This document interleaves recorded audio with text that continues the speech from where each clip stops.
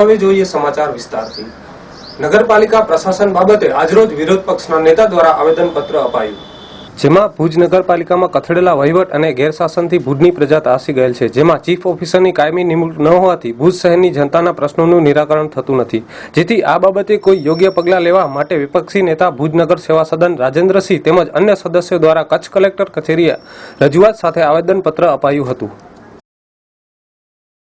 ખાસ તો જે પાણીની સમસ્યા ભુજ શહેરની અંદર છેલ્લા ઘણા સમયથી જે પગડેલી હાલત છે, 7 દિવસે લોકોને પાણી મળતું થયું છે, આ બાબતની રજૂઆત કરવા માટે જ અમે આજે કલેક્ટર સાહેબ પાસે આવ્યા હતા। નગરપાલિકામાં કોઈ પણ રજૂઆત કરવાથી કશો ફાયદો થતો નથી। નગરપાલિકાની અંદર ચીફ ઓફિસર પણ કાયમી આ સત્તાધીશો લઈ આવી શક્યા નથી, તો રજૂઆત કરવી તો કોને કરવી?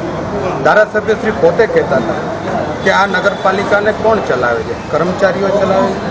તો કાં અમારે કર્મચારીઓ પાસે જઈને રજૂઆત કરવાની હતી? એટલે કર્મચારીઓને રજૂઆત ન કરવાને બદલે અમે આજે કચ્છના સમાહર્તા કલેક્ટર સાહેબ પાસે અમે રજૂઆત કરવા માટે આવ્યા છીએ। ગાંધી સાહેબને અમે આખું નગરપાલિકાનું જે રીતે વહીવટ ચાલે છે એમનાથી વાકેફ કર્યા છે। પછી એ 7 દિવસે આવતું પાણી હોય, સફાઈ હોય, ડસ્ટબિનનો મુદ્દો હોય કે ગટરની જે સમસ્યાઓ હોય, ગટર પાણીની અંદર મિક્સ થઈ જાય ત્યાં સુધી જો નગરપાલિકાનું તંત્ર આરામથી જીવતું હોય તો એનો કોઈ મતલબ નથી।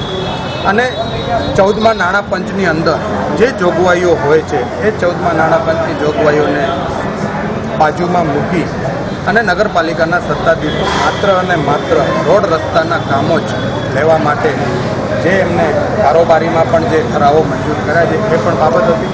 અને ખાસ પાણીની સમસ્યા જે છેલ્લા 7 દિવસથી, ખાસ કરીને જ્યારે નગરપાલિકાના પ્રમુખનો જે વિસ્તાર હોય વોર્ડ નંબર 8 એની અંદર જ જો 7 દિવસે પાણી આવતું હોય, તમે એમના આખા વિસ્તારની મુલાકાત લો તો આપને ખબર પડી જશે।